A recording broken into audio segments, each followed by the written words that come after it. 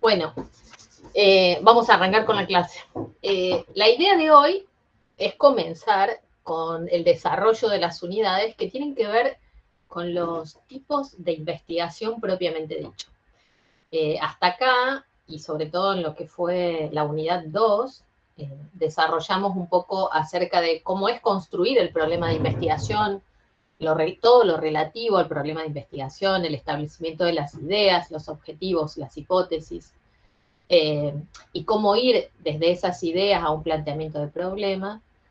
Hicimos distinciones entre cualitativo y cuantitativo, porque tienen características diferenciales. Introducimos algunas formas visuales gráficas, como para poder comprender las diferencias entre un análisis secuencial lineal que tienen los estudios cualitativos y que eso impacta sobre el método, y también sobre los cualitativos, donde la idea ya no es lineal, es recursiva, es decir, que todo el tiempo estamos yendo desde la pregunta de investigación al dato y del dato a la pregunta, y esa característica en espiral recursiva lo dota de una característica especial a los métodos cualitativos. Y ya vamos a ver al final lo que son los estudios mixtos. El profe Godoy, la clase pasada, hizo una presentación general de los métodos. Entiendo que también estableció justamente que el nombre de tipos de estudios, diseños de investigación, todos aluden al método. El método es aquella secuencia de pasos que el investigador o la investigadora diseña o piensa o planifica a los fines de abordar un objeto de estudio. Y ahora nos toca, a partir de la unidad 3, comenzar a ver cuáles son esos tipos de estudio, o esos diseños, o esos distintos métodos. Hoy comenzamos a ver la unidad 3, que son los métodos cualitativos. Hoy vamos a tratar de trabajar, no sé si lo terminaremos, pero intentaremos avanzar sobre los dos textos de León y Montero. Si hoy logramos terminar los dos textos de León y Montero, la próxima clase vamos a tratar de ver técnicas de recolección de datos cualitativas, que son todo el resto de textos de Flick y de Soneira, sobre las narraciones como datos, los grupos de discusión, las entrevistas, y el de Soneira, que es teoría fundamental de los datos, ¿sí? Si bien el texto de Montero tiene una aproximación introductoria a lo que es teoría fundamentada en los datos y algo de narrativos, en realidad tienen otros textos más que profundizan sobre eso. Así que hoy veríamos los textos de León y Montero, y para la próxima clase, en el mismo orden que están presentados en el programa, los textos de Flick, ¿sí?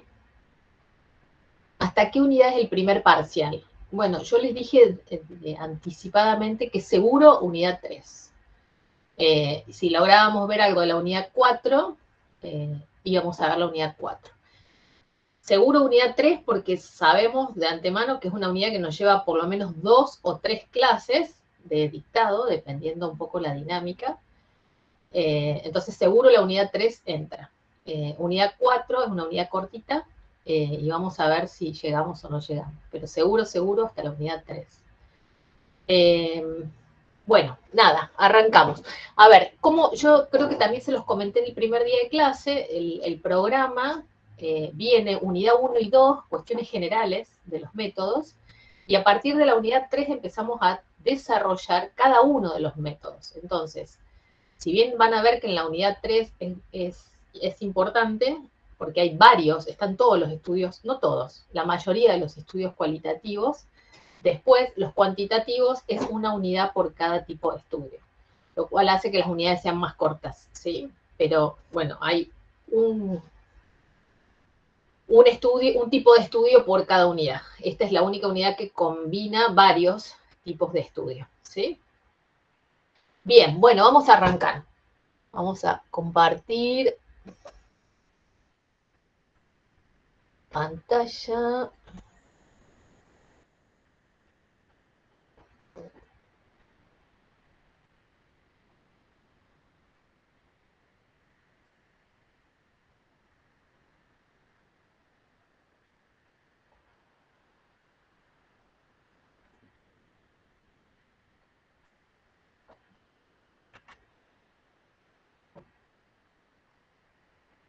¿Están viéndolo? Sí, sí. Sí, Bueno, recuerden que yo me quedo sin vista de ustedes, así que o me hablan o Vicky, vos me chiflás y me lees Okay. si hay preguntas, ¿sí? Pero no está en pantalla completa. Ahí voy, ahí voy. Ahora sí. ¿Ahora sí? Perfecto. No, ahora no. ¿No? No, ¿Ahí? ahí sí. Perfecto. Genial. Vamos con los métodos cualitativos. Bueno, primero vamos a hacer como un repaso, digamos, no es un repaso, pero sí es un recordatorio de cosas que ya fuimos comentando cada vez que hablamos de métodos cualitativos, ¿sí? Digamos, no es que intentamos ser reiterativos, sino que necesitamos que estas cosas queden grabadas, porque son como los valores que sustentan la investigación cualitativa. Y por lo tanto, es importante que se comprendan, que ustedes generen dentro de su concepción acerca de los métodos estas diferencias y estos aspectos que los hacen distintos y por lo tanto susceptibles de abordar distintos fenómenos de investigación. Entonces, apropiarse del lenguaje, de la forma de comprenderlos, es muy importante y no vamos a hacer no nos vamos a quedar cortos en tratar de reiterárselos todas las veces que sean necesarios. Es decir, no quisiéramos que lleguen a un parcial y haya una pregunta donde ustedes tengan que decir que los métodos cualitativos son recursivos y no sepan qué quiere decir la palabra recursivo, ¿sí? Entonces, no vamos a ahorrar en repasar o trabajar sobre los aspectos generales que tienen los métodos cualitativos y los cuantitativos. Bueno, métodos cualitativos, dice concepción múltiple de la realidad, es decir, no es una concepción lineal, acotada de la realidad o delimitada, sino que tienen como una visión o buscan abordar los fenómenos desde una multiplicidad de miradas sobre la realidad. Buscan como siempre la idea es comprender el fenómeno en una mayor profundidad. Ya vimos algo de los métodos cuantitativos donde la comprensión o la explicación, digamos, los estudios cuantitativos buscan más como la descripción del fenómeno, explicar las causas que determinan un fenómeno, y esto siempre requiere de ciertas delimitaciones y acotaciones que hacen que se pierda profundidad. Los métodos cuantitativos van a buscar generalizar la información y acá lo que me interesa no es buscar las regularidades de un problema, sino profundizar en la comprensión de un problema. El investigador o investigadora y objeto de la investigación, en general acá, en la mayoría de los tipos de estudios cualitativos, van a interactuar. Es decir, van a determinarse mutuamente y eso es parte del objeto de estudio, esa interrelación entre investigador, investigadora y objeto o participantes del estudio, ¿sí? No se busca despegar, recuerden que en lo que vieron con el profe Godoy la última clase donde se presentaban los métodos, acá no se busca ver el objeto desde afuera, sino el objeto desde adentro, ¿sí? Desde la propia narrativa y naturaleza del lenguaje en cómo lo enuncian quienes participan en un estudio. Se pretende como un conocimiento de tipo ideográfico, es decir, el caso individual, la perspectiva de las personas que son parte del objeto. Esto no busca, como en los quantis, distinguir causas de efectos, sino una comprensión más abarcativa del fenómeno. Y los valores están implicados en la investigación. Esto quiere decir que la perspectiva subjetiva de participantes e investigadoras está formando parte del problema, es decir, no se niegan, no se tratan de eliminar, sino que son parte constitutiva de ese proceso de investigación y sí se explicitan y forman parte. Por eso digo, no es que se dejan de lado, se cancelan, sino que son parte constitutiva del objeto. La fuente principal y directa, digamos, de los datos son situaciones naturales. Acá no, bueno, vamos a ver que en las metodologías cuantitativas, si bien se trabaja muchas veces sobre situaciones naturales, no siempre es así, y mucho menos cuando llegamos a la instancia de la experimentación y sobre todo al máximo exponente de la experimentación, que es el laboratorio, donde las situaciones que se estudian por la complejidad y por la intención de buscar causas, no siempre son replicables en condiciones naturales. Entonces, lo contrario aquí en la investigación cualitativa, la fuente principal son las situaciones naturales. El investigador o la investigadora es el principal instrumento para recoger esa información y obtener esa información.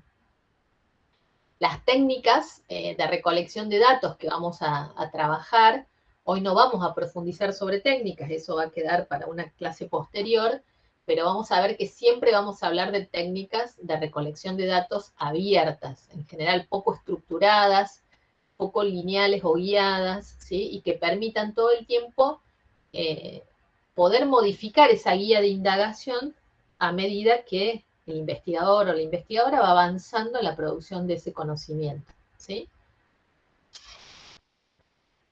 Bueno, se trabaja con muestreos intencionales, ya vamos a ver, ustedes por estadística tienen como noción de muestreo, y dentro de esos muestreos está el muestreo intencional o a propósito. ¿Se acuerdan qué era?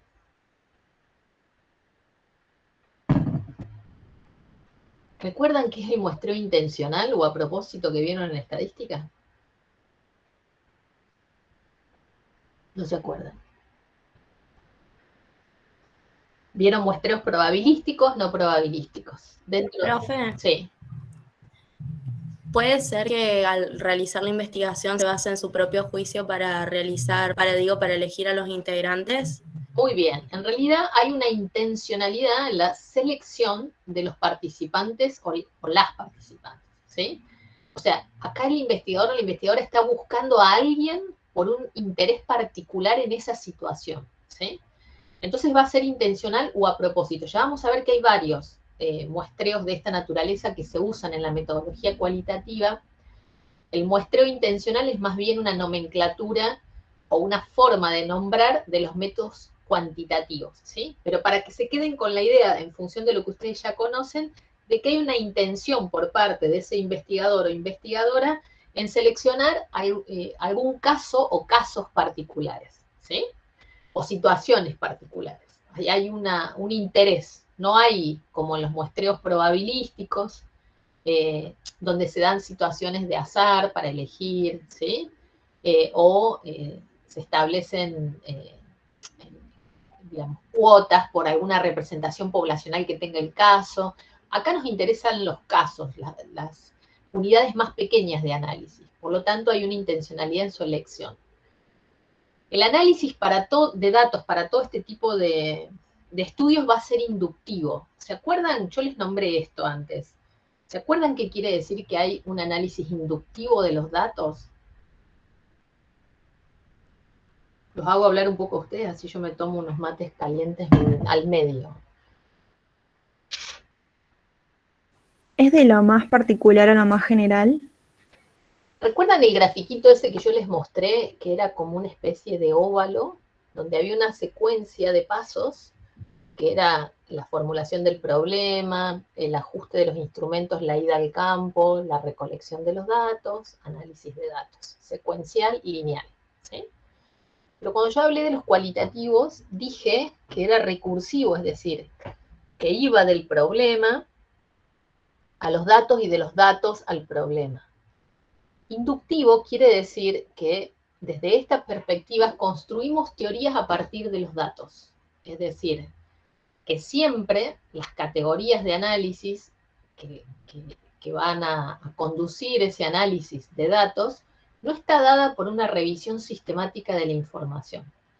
Vieron que en método hacemos mucho énfasis en la revisión de antecedentes, ¿no? Y de hecho damos prácticos fuertes sobre cómo es revisar literatura, cómo ponerse al día en el estado del arte. A partir del estado del arte, definir en qué contribuye esta investigación. En función del estado del arte, poder establecer no solo los objetivos en función de esa revisión, sino las hipótesis sobre las que va a avanzar este estudio. En los estudios cualitativos hago una revisión, pero esa revisión no es exhaustiva o no tiene la exhaustividad necesaria que tienen los métodos cuantitativos. ¿Por qué? Porque acá se construye conocimiento a partir de los datos, por eso es inductivo. Va de los datos hacia la teoría y no de la teoría a los datos. ¿Sí? En este caso particular son procesos diferentes, lo que sigue el proceso cuantitativo del que sigue el proceso cualitativo. Entonces, acá la teoría se construye a partir de esos datos que son datos naturales, ofrecidos u obtenidos por el investigador o la investigadora, pero a partir de la interacción con quienes vivencian estos problemas, ¿sí? o estas problemáticas de interés. En general los diseños son mucho más flexibles, en ese dibujito que yo les puse es para graficar justamente la secuencia que tiene uno, que es lineal, que es estructurada y que no se modifica, mientras que superpuesta a esa, los diseños o los estudios cualitativos que tienen una lógica de flexibilidad. Es decir, que yo puedo ir y venir por ese plan de investigación las veces que se considere necesario, ¿sí? No tengo que seguir una secuencia lógica y sostenida en el abordaje de todos los casos. O sea, puedo ir y venir las veces que considere necesario y se lo puedo reformular las preguntas, puedo agregar categorías analíticas y demás, ¿sí?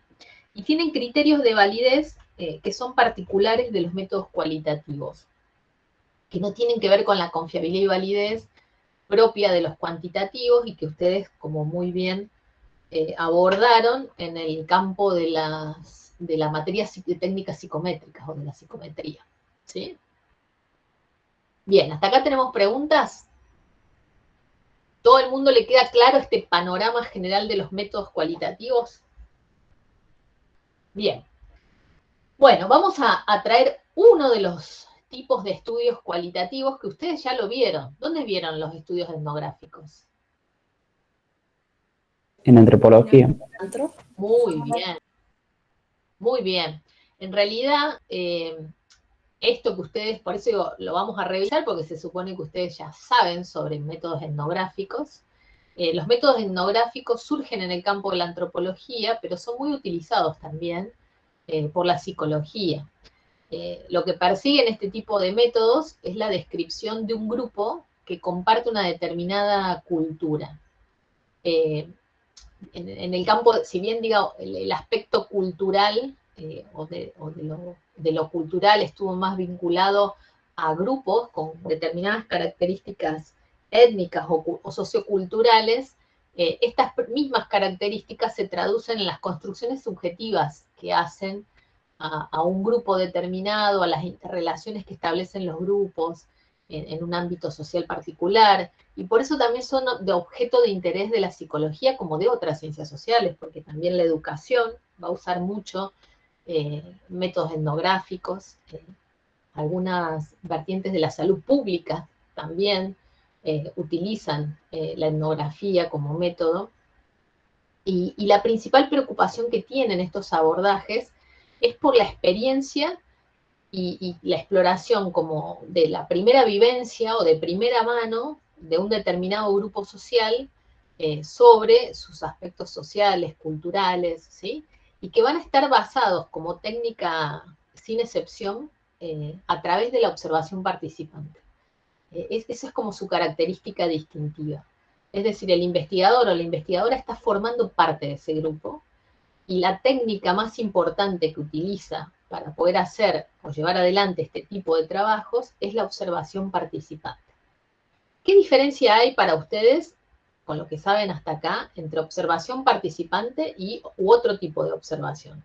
¿Ustedes conocen alguna diferencia en lo que pueden ser la observación como método? Profe, y bueno, está la observación en donde uno no puede influir, después está la observación participante, ¿Y qué sería la observación participante? En Profe, donde puede ser que se pone en juego la subjetividad también del investigador. No se escuchó eso. Sí, puede ser que se pone en juego también una parte subjetiva del investigador y cómo percibe al formar parte del grupo. Así es. Eso, lo mismo que dijo la otra compañera.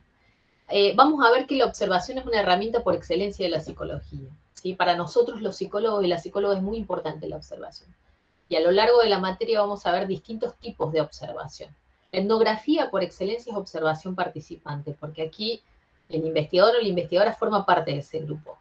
Entonces no puede ser, digamos, una observación, digamos, no participante o una observación sistemática, donde el investigador se pone por fuera de la situación para observarla, ¿sí? Que vamos a ver que es propia de otros métodos o de otro tipo de estudios. Acá el investigador o la investigadora forma parte de esa acción. Y por eso los participantes son informantes y también coinvestigadores o coinvestigadoras, es decir, el proceso de construcción del conocimiento o de la comprensión de ese fenómeno se da en esa interrelación entre observador, observadora y miembros participantes del objeto, ¿sí? O el objeto de análisis. ¿Se les ocurre algún estudio vinculado o que hayan visto en el campo de la psicología sobre la aplicación del método etnográfico? Profe, Sí. en Antro nos hicieron trabajar con un estudio etnográfico muy bueno que era el de Philip Bourgois. Sí. No sé si se acuerda, no me acuerdo bien, En busca del respeto. ¿Vos Bien. decís el que estaba en el gueto de Estados Claro. Unidos? Sí, el de Harlem. ¿El que iba al Bronx? Sí. Ah, sí, me acuerdo, estaba muy bueno. ¿Y Claro. algún caso, recuerdan algún caso más local? El de Blasquez sobre el cuarteto. Muy bien, muy bien. Que se involucraba en los bailes, ¿sí? Bueno, yo cuando tenía la edad de ustedes, estaba cursando tercer año, fui a hacer una residencia en San Martín de los Andes. San Martín de los Andes está en Neuquén, y la provincia de Neuquén tiene un sistema de salud pública, que es un sistema, bueno, está organizado como en base a las recomendaciones de la OPS, en realidad de la Organización Panamericana de la Salud, que es una delegación de la OPS, por distintos niveles de jerarquía de la estructura de salud, ¿sí? Entonces hay servicios de primer nivel, que son los de mayor complejidad, segundo nivel, tercer nivel, ¿sí?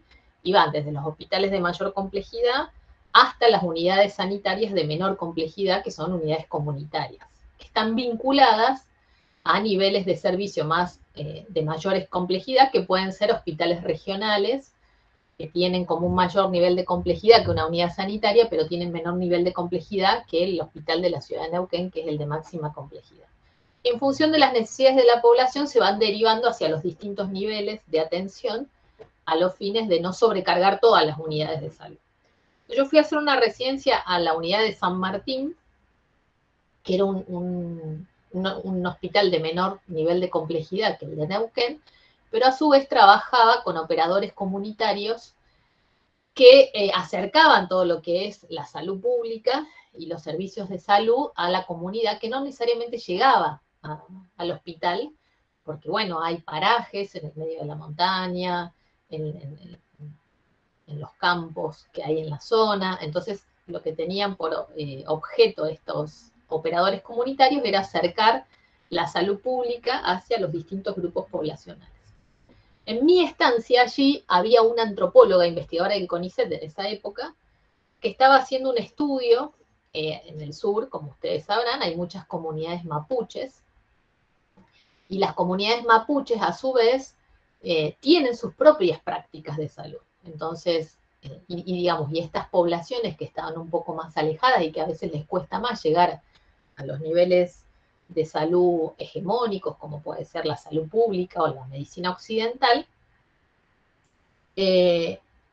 había un interés particular por los antropólogos de poder comprender cómo podían mejorar la llegada de la salud pública a estas comunidades que tenían muchos problemas, sobre todo vinculados a los consumos problemáticos de alcohol, a determinadas acceso a la salud, como por ejemplo en el tema del parto, la asistencia, digamos, a las madres, o el cuidado o la revisión del embarazo para llegar bien a la instancia del parto. Ellos tienen sus propias prácticas de cómo nacen los bebés, digamos, del parto en sí. Entonces, cómo articular esos procesos para que no sean violentos, es decir, no sobreponer la medicina tradicional a sus propias prácticas médicas, y cómo generar una mejor sinergia para cuidar la salud y preservar las prácticas culturales sobre la salud que tiene la medicina occidental y que tiene las prácticas médicas de ellos como cultura ancestral. Bueno, entonces me tocó ser parte de ese estudio, que era un estudio etnográfico, donde lo que hacíamos en su momento era, ante cada intervención de salud, intervenía la machi, que era el equivalente a la máxima representación cultural de la salud para su comunidad, y el médico clínico con mucha formación en psicología, y por eso yo estaba ahí, tenía una formación generalista, pero de estos médicos que tienen como esa concepción de una salud integral y no esta medicina que se practica hoy en día, que cada parte de nuestro cuerpo es una especialidad para alguien y perdemos como esa visión más holística. Y la antropóloga. Obviamente el médico y la antropóloga llevaban muchos años de trabajo con las comunidades, por lo tanto no eran visibilizados como alguien, o sea, había un acuerdo entre las partes sobre esta participación. Bueno, nada, eso fue una investigación que inclusive trascendió mi participación en ella porque se hizo durante mucho tiempo, y fue un abordaje de cómo comprender estas prácticas para lograr, digamos, no solo poder comprenderlas, sino mejorar las condiciones de vida de las personas que estaban, disminuir, por ejemplo, la mortalidad infantil de esas comunidades y poder hacer prevención previo al parto, y poder trabajar de manera conjunta. Esto hizo que, bueno, estos médicos también fueran formándose en lo que eran los modos de nacer dentro de las comunidades y no en el hospital, cómo mejorar los controles entre el trabajo entre la machi y el médico, el poder establecer diálogos comunes acerca de las prácticas sanitarias. Y todo eso quedó registrado en un libro que se llama De la médica y del terapeuta, que fue publicado hace pila de años, gente, pero que tiene que ver con recoger las experiencias de ese abordaje de tipo etnográfico que se realizó sobre las prácticas de salud, ¿sí? En la interacción entre la medicina tradicional y las prácticas médicas de estas comunidades. Ezequiel levantó la mano. Sí, profe, le quería hacer una consulta. ¿Usted estudió la licenciatura en psicología también? Sí, estudié la misma licenciatura que ustedes. ¿Y cómo es que usted en tercer año hizo una residencia y se fue al sur? O sea, impresionante, ojalá nosotros pudiéramos hacer eso.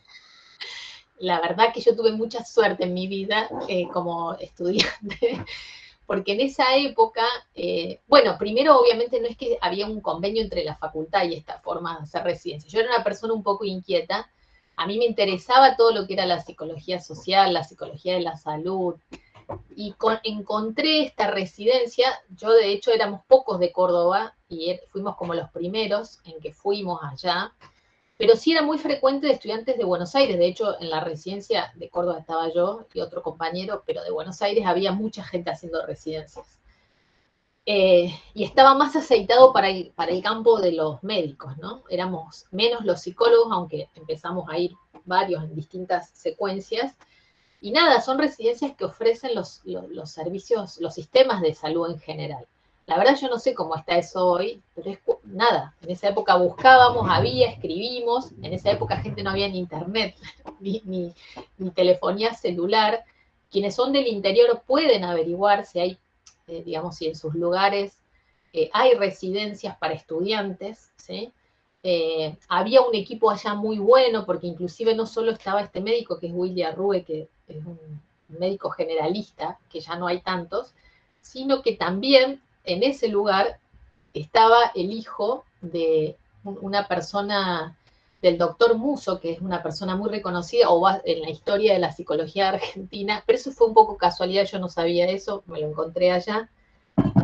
Él es el hijo del doctor Musso, que es una de las personas, los precursores del conductismo en Argentina, ¿no? Entonces, yo me acuerdo que en esa época para mí la formación en psicología era puro psicoanálisis, y yo quería nada, como curiosidad de estudiante, saber más de otras cosas. Entonces, cuando llego allá a San Martín a la residencia, su hijo estaba, se había formado en Palo Alto también, y él hacía práctica clínica, y en el hospital tenían cámara Gesell, entonces ellos me dejaban observar todos los trabajos que hacían con pacientes sobre lo que era, por ejemplo, en esa época de sensibilización sistemática. Yo en mi vida había visto que era la desensibilización sistemática. Entonces, bueno, gracias a eso me pude ver todos los videos. En esa época, gente, no había YouTube ni nada de esto, pero él tenía toda una biblioteca de videos sobre prácticas clínicas utilizando métodos conductistas, que ya algunos ni siquiera se usan, pero en esa época para mí era toda una sorpresa de ver. Y bueno, nada, fue para mí una experiencia que cambió mi vida como estudiante, porque de venir de una facultad como ustedes, masiva, por ahí con una orientación muy clara hacia cuestiones vinculadas a la psicoterapia, si bien, bueno, Musso me mostraba psicoterapia, pero había millones de cosas para trabajar y se trabajaba, me acuerdo en esa residencia, nosotros trabajábamos con con los presos de la cárcel de la ciudad de San Martín de los Andes, con los operadores comunitarios, con estas comunidades mapuches, digo, para hacer este estudio que después terminó en esa publicación, digo, no fue solo la publicación, poder hacer una residencia tan integral como esa, a mí me cambió como la perspectiva de la psicología en muchas aristas, ¿sí? Así que nada, prueben y exploren a ver si aparece algo que por ahí también les cambie la vida a ustedes. A mí me dio una perspectiva no solo sobre las metodologías, sino sobre la forma de comprender a la psicología de un modo mucho más amplio que el que yo tenía o hasta ahí venía teniendo en la facultad. Miriam. Profe, cuando avancemos más en la carrera y tengamos que hacer nuestra tesis, ¿se puede elegir una etnografía para la tesis? Claro, es decir, en realidad mi sugerencia siempre es, no busquen el método para después definir un problema. Elijan algo que les interese y el método aparece solo, ¿sí? Porque en general, si uno elige el método y después el problema, lo que termina ocurriendo es un reduccionismo metodológico, es decir, donde yo intento forzar la aplicación de un método sobre un problema. Y eso no está bueno, digamos, eso no es bueno porque si no, lo que vos querés averiguar sobre el problema siempre va a estar condicionado por el método. Lo mejor es elegir un problema, ¿sí? Yo en esa experiencia que tuve, que fue muy interesante sobre lo que era hacer un estudio etnográfico, no es que estaba dado porque había un interés de los antropólogos de ese lugar y de estos investigadores de CONICET y de los médicos de la zona para realizar un estudio sobre las prácticas médicas de las comunidades mapuches, ¿sí? Pero nunca elijan el método y después el problema de investigación. Elijan el problema de investigación primero. Sepan por qué quieren estudiar eso y qué cosas va a cambiar las respuestas que ustedes puedan obtener sobre ese problema. Es decir, qué va a aportar ese trabajo y que va a cambiar algo de la teoría, algo de la práctica, algo de un instrumento. ¿Qué va a cambiar a los fines de que puedan contribuir con ese trabajo? ¿Sí? Y después el método sale solo, ¿sí? ¿Tengo alguna pregunta más porque los he dejado de ver? Profe, yo le Ana quería está levantando la mano. Pregunte nomás. Le quería consultar, para realizar un estudio etnográfico, ¿es necesaria alguna autorización de un ente o una persona como individuo, antropólogo, psicólogo, puede realizar el proyecto de forma personal e independiente? Esa es muy buena pregunta. En los métodos cualitativos, obviamente siempre se necesitan autorizaciones. Siempre se necesitan, digamos, evaluaciones sobre los aspectos éticos de un trabajo. Pero hay una cuestión común en los métodos cualitativos, que la primera, entre comillas, autorización que uno debe tener es la aceptación de la comunidad, especialmente en los etnográficos, de que yo forme parte de ese proceso. Yo puedo tener las autorizaciones del gobierno de la provincia de Neuquén, o del Ministerio de Salud, o de cualquier organismo, y no me va a servir de absolutamente nada si en un estudio etnográfico, con un grupo de personas, ese grupo no me acepta como parte de ese proceso. ¿Se entiende la diferencia? Sí, profe, se entiende. Y entonces haría falta como un consentimiento del grupo o comunidad a la que uno va a participar. Así es, no es un mero consentimiento como vamos a ver en los cuantitativos, que yo le pregunto a la persona, ¿te puedo tomar esta encuesta? Y en realidad la persona asiente y firma un consentimiento. Acá es mucho más que un consentimiento, porque acá hay una convivencia en muchos tramos del proceso de investigación entre las personas y el investigador o investigadora, ¿sí? Entonces hay como una aceptación de ese, o sea, acá para poder trabajar con las machis tenían que aceptar hacer un abordaje conjuntamente con otras personas de algún problema de salud de su comunidad, ¿sí? Y si eso no se da, no existe el estudio. Y no se puede imponer tampoco. ¿Se entiende? Por más interesante que pueda ser, no se puede imponer un investigador o investigadora a estudiar algo sin la aprobación y la aceptación por parte del grupo donde se está trabajando. ¿Se entiende? Acá es muy importante el tema de poder ser parte. Bien, los estudios etnográficos entonces van a plantear esta visión como holística del fenómeno, donde en ese fenómeno se integran como los distintos puntos de vista de los miembros de ese grupo, que son los que ofrecen esa mirada como desde adentro del problema, y las interpretaciones que también el investigador o la investigadora va haciendo desde afuera. En esa interrelación se va construyendo el conocimiento que va produciendo o que se va produciendo en el marco de los estudios etnográficos. Bueno, como ustedes habrán apreciado hasta acá a través de lo que comentamos y de lo que yo arranqué, con lo que arranqué la clase, las etapas de investigación no solo que no son lineales, sino que no están claramente separadas, ¿sí? Porque yo puedo iniciar con algunas preguntas o algunas inquietudes en torno a un fenómeno, pero a la hora de encontrarme en esa interrelación con el fenómeno, con los participantes y las participantes del estudio, bueno, esas preguntas pueden modificarse, pueden adquirir un mayor nivel de profundidad, pueden requerir ser revisadas. Por lo cual, digo, en un plan de investigación etnográfica, cuanto menos diseño, mejor.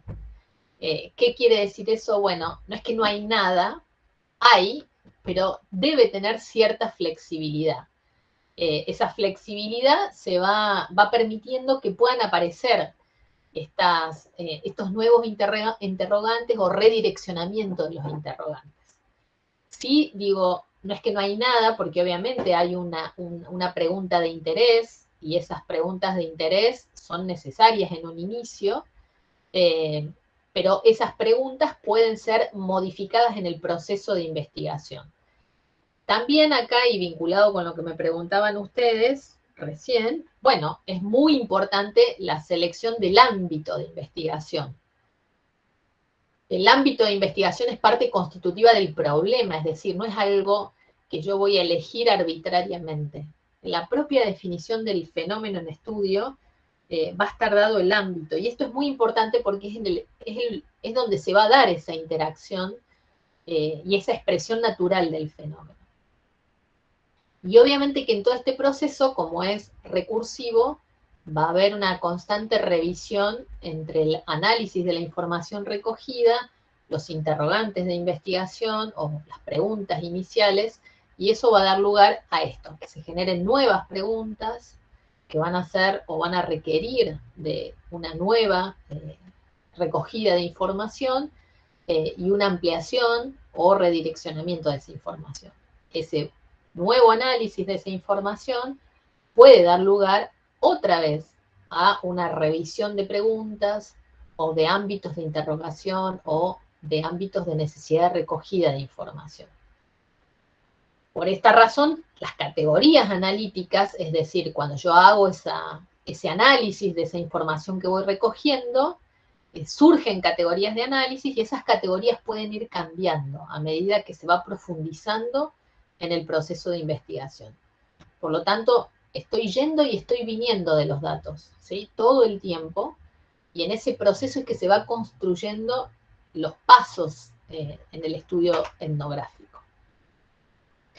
¿Hasta acá alguna pregunta? Bien. ¿Cuáles son las técnicas de recogida de información? Arrancamos la descripción de los estudios etnográficos hablando de la observación participante. Es como el método, ¿sí? Dentro de este tipo de estudios. Ahora, lo que yo debo decirles es que no solo observamos, o sea, cuando estamos trabajando, también le preguntamos cosas a la gente. También se dan conversaciones. Por lo tanto, no solo la observación participante es el método, sino que va a haber entrevistas en profundidad, a veces entrevistas semiestructuradas, porque cuando analizo una primera información surgen nuevos interrogantes, y eso hace que tenga a veces preguntas más estructuradas para compartir o hacer a las personas con las que interactúo. A veces son entrevistas más en profundidad o más desestructuradas. También hay, dependiendo del objeto de estudio, hay productos que se analizan, es decir, productos que desarrolla esa propia comunidad, que pueden ser expresiones artísticas, pueden ser productos manufacturados y que tienen que ver con expresiones simbólicas del objeto de interés, pueden ser documentos escritos, narraciones, cuadernos, que esas comunidades generen, ¿sí? Entonces, si bien la observación participante es la técnica de recogida de información por excelencia, sepan que también en el proceso se van produciendo la aplicación de otras técnicas que me permiten a mí recoger información para poder analizar. Le sentí un clic, no sé si... Sí, profe, solo levante la mano. Dígame. Una pregunta, ahora, ¿cómo ayuda la tecnología a este tipo de cosas? O sea, me refiero a poder grabar algo y reverlo, cuestiones por el estilo, o se tiene en cuenta lo que uno logra ver en el momento capaz. Y puede lugar a una revisión de una entrevista, por ejemplo, para ver qué dijeron, cómo lo dijeron o no. En realidad, yo puedo valerme de métodos tecnológicos para hacerlo. Toda introducción, digamos, a la relación con las personas de cualquier método tecnológico tiene que estar aprobado por las personas. Lo que sí deben saber es que acá lo que se busca es la expresión más natural posible de la situación, ¿sí? Entonces, cualquier tecnología que uno pueda utilizar no debería entorpecer esas situaciones naturales. No obstante, ustedes saben que la pandemia, y un poquito antes de la pandemia también, ha introducido una nueva discusión a todo, ¿sí? Y la metodología no ha estado exenta de eso. Y si bien se pensaba que, por ejemplo, una entrevista en profundidad, ya voy, Juan, una entrevista en profundidad no era factible por ningún modo no hacerla cara a cara, ¿sí? Porque muchas de estas técnicas tienen como relevancia el poder estar frente al otro, ¿sí? O el estar con el otro. Cualquier situación de estas mediada por una computadora, como lo estamos haciendo ahora. Si ustedes me preguntan a mí, no hay comparación entre dar una clase presencial, es decir, que estemos frente a frente, que hacerlo a través de la pantalla. Porque para mí verles la cara mientras yo voy hablando me da mucha información acerca de lo que está ocurriendo en el aula. Es decir, si están comprendiendo, si estamos interactuando en ese proceso de aprendizaje o simplemente si no está ocurriendo nada de eso, ¿sí? Bueno, la virtualización, el avance de las tecnologías ha introducido también las posibilidades de trabajar en alguna de estas perspectivas usando este tipo de herramientas, ¿sí? Y de hecho, digamos, hay algunos, y si revisan publicaciones, etnografías virtualizadas, ¿sí? Pero tengan en cuenta siempre que todo esto son ayudas, pero lo relevante de esta técnica es poder acceder a las situaciones naturales, ¿sí? Y siempre que introduzcan algo, debe ser en un acuerdo y en un consenso total con las personas con las que ustedes están trabajando, ¿sí? Juan, querías preguntar algo. Sí, profe, buen día. Quería hacer una consulta. ¿Se puede hacer investigaciones políticas con la etnografía? ¿Con Sí un se modelo puede, etnográfico? sí se puede. Ah, bien. Por ejemplo, mira, o sea, con cualquier tema que a vos te interese poder mostrar y contar la naturaleza de esa experiencia. Por ejemplo, en el campo de lo político, que es mi campo actual como investigadora de CONICET, nosotros estamos iniciando algunos estudios cualitativos sobre la trayectoria de las mujeres en política. Es como un entrecruzamiento entre estas posturas más feministas del abordaje de los fenómenos y también una evidencia real, ¿sí? Las mujeres participan mucho menos de la vida política, ¿sí?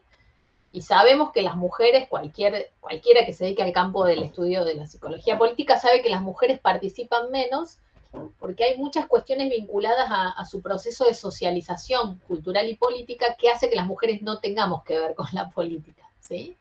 O sea, si ocupan cargos de menor jerarquía o ocupan cargos que no tienen que ver con las áreas típicas de los varones, como por ejemplo una ministra de Economía, ¿sí? Que las mujeres vamos a estar o en el campo de la educación, en el campo de lo social, en el campo ni siquiera de la salud está más dominada por los médicos, por lo tanto, la cultura es más vinculada a los varones, ¿sí? Pero a su vez, la práctica política es una práctica que desde lo cotidiano se da en general, las reuniones tienen hay muchas reuniones, hay mucha participación en horarios poslaborales, y las mujeres todavía tienen a su cargo la mayor parte de las tareas de cuidado, ¿sí? De los niños, de la casa, ¿sí?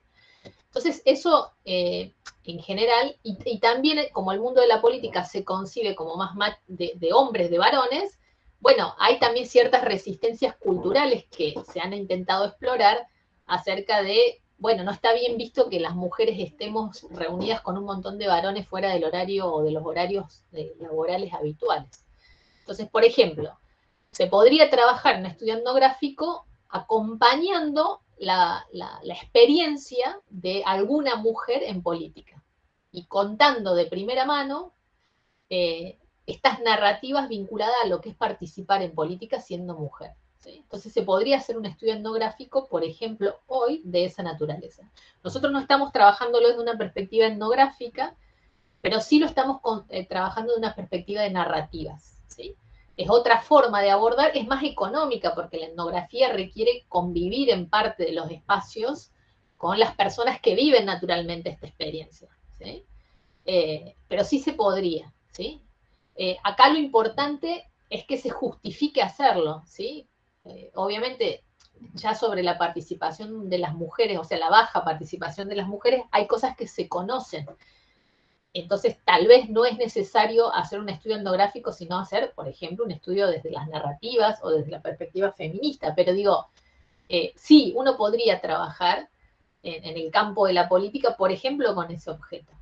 No todos los objetos, por eso dije, primero elijan el objeto que quieren estudiar y después vean si la etnografía o cualquier otro método es el que mejor se aplica para poder comprenderlo, ¿sí? Pero sí se podría. Cualquier objeto es susceptible de ser abordado desde alguno de los métodos. Lo importante es la naturaleza de la pregunta que uno quiere responder y en función de eso la elección del método. ¿Sí? ¿Estamos hasta acá? No se preocupen por las diapositivas celeste porque yo después las subo, ¿sí? Y esto además queda grabado. Vuelvo a la presentación. Bien. El acceso al ámbito de la investigación, que es algo que recién me hablaban sobre, o me preguntaba una compañera sobre si hay que pedir autorización. En realidad, y yo decía, bueno, esto es mucho más que una autorización, porque uno debe tener como el acuerdo del grupo, de que ese grupo acepta que uno participe. Y eso se va haciendo a través de un acercamiento gradual. No es decir que yo caigo un día y digo, che, yo quiero trabajar con ustedes y quiero hacer una investigación. En realidad hay como una serie de acercamientos y de gradualidad que van generando ese vínculo entre investigador, investigadora y grupo de personas. Y además de esto, uno siempre debe, como investigador o investigadora, como tener conciencia que uno no es del grupo, ¿sí? Sino que uno es una persona externa al grupo y que el grupo aceptó que yo formara parte de ese proceso, pero que yo no soy parte de ese grupo, ¿sí? Eso es importante como tenerlo en cuenta, sobre todo por el establecimiento de los límites de las dinámicas que se establecen en esa interacción. Sentí un clic, no sé si alguien levantó la mano o... Sí, Delfina. Nada, yo quería, me acuerdo de otra investigación etnográfica de antropología que decía esto del acercamiento sucesivo, que de a poco se iba incorporando también, por ejemplo, en las festividades del pueblo. No me acuerdo cuál era el autor, pero por ejemplo lo empezaban a invitar a los casamientos o a los cumpleaños, y de a poco se iba acercando cada vez más a la gente, a la población, y también formando parte, pero de a poco. Así es, viste el ejemplo perfecto, ¿sí? Eso es acercamiento sucesivo. En esta investigación que yo participé en el sur, el acercamiento del médico y la antropóloga fue haciéndose del mismo modo. O sea, es decir, bueno, a veces llegaba un caso de la comunidad, entonces se lo abordaba, después se invitaba a la mache que viniera, después la mache invitaba sobre algún problema, llamaba al médico, el médico, después en general estas comunidades tienen muchos eventos y rituales, entonces se lo invitaba a participar de algún ritual, hasta que ese vínculo se fue estableciendo. Esto es muy importante, porque, por eso digo, esto no es una mera autorización, ¿sí? Que lo vamos a ver como algo más típico de cuando un participante o una participante da el consentimiento de ser parte de un estudio. Esto es mucho más, acá hay un establecimiento de un vínculo, ¿sí? Pero también debemos ser siempre conscientes de que nosotros no somos parte de ese grupo, estamos invitados a interactuar y a establecer y a compartir cosas, pero no somos miembros de ese grupo, ¿sí? Obviamente, como yo dije, como regla general de los estudios cualitativos, la selección de los participantes es intencional. Acá la selección de ese grupo con el que se va a trabajar no es al azar, hay una intención clara por parte del investigador o de la investigadora de querer estudiar ese grupo por una causa en particular, por una razón en particular, y porque comprender lo que ocurre en el marco de ese grupo es de importancia, ¿sí?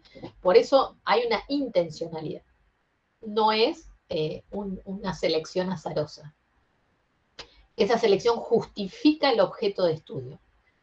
Y obviamente que en esto de la observación, yo dije, bueno, la observación participante es la técnica por excelencia, pero también hablamos con las personas, ¿sí? Y esa forma de comunicarse para obtener información, yo les conté que se hace a través de entrevistas poco formalizadas, como las entrevistas en profundidad o semiestructuradas. Y ahí se da un proceso en el establecimiento de estos diálogos de, bueno, ¿con quién voy a hablar? ¿Hablo con todo el mundo? ¿Selecciono por azar con quién voy a hablar? ¿Qué les parece a ustedes? Yo creo que no, profesora, porque cuando uno ya tiene un objetivo para estudiar, un tema para estudiar, ya tiene que ir a puntualizar a quién va a ir a estudiar. No se puede elegir al azar. Muy bien. Acá ocurre un fenómeno, como la compañera dice, que hay una intencionalidad en con quién yo elijo hablar. Ahora, yo hablo con esa persona, la entrevisto, obtengo determinada información, y esa persona me suministra mi información para discutir mis propias categorías de análisis, es decir, vuelvo a hacer una revisión de esa información, y también me provee información acerca de con quién debería hablar o con qué otra persona debería hablar o entrevistar a los fines de obtener información que complemente, profundice o me permita averiguar cosas que surgieron a partir de esta entrevista. Esto es lo que se llama en algunos casos como informantes clave, ¿sí? Son personas que tienen un conocimiento particular y quien me conecta con esas personas es este último entrevistado o entrevistada. Eso se llama muestreo por bola de nieve, ¿sí? Es decir, a partir de una entrevista o de estructurada o más semiestructurada, yo llego a otro informante que me va a proveer información que es de mi interés por el nivel de profundidad, ampliación de categorías o lo que fuere, ¿sí? Eso se llama muestreo por bola de nieve. Escuché un clic. Sí, Cecilia tiene una pregunta.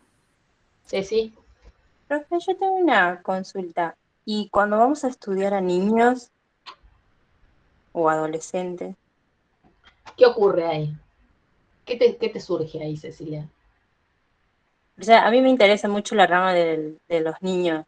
O sea, Sí, hay montones de estudios etnográficos con niños. Sí. y eso, o sea, tenemos que pedir autorización a los padres, todo eso, o sea, tiene que haber un...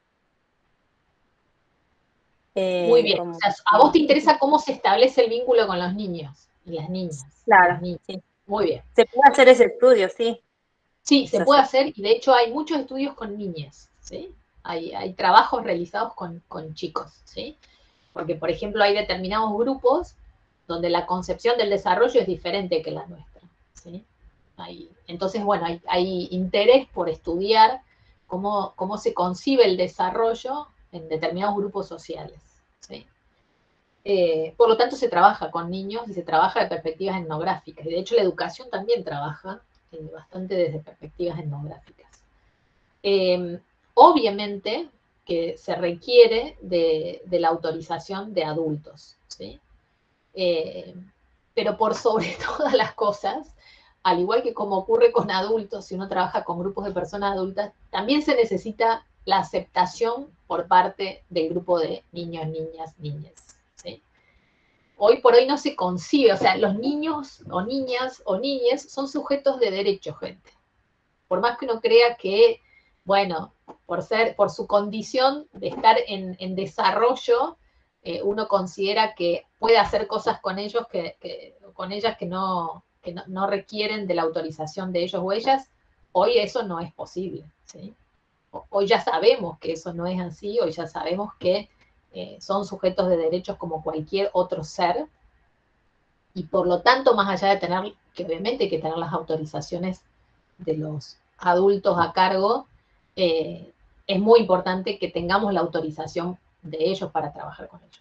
No hay forma de que y ese vínculo y ese acercamiento gradual se hace exactamente igual que como se hiciera con personas, cuando uno trabaja con personas adultas, ¿sí?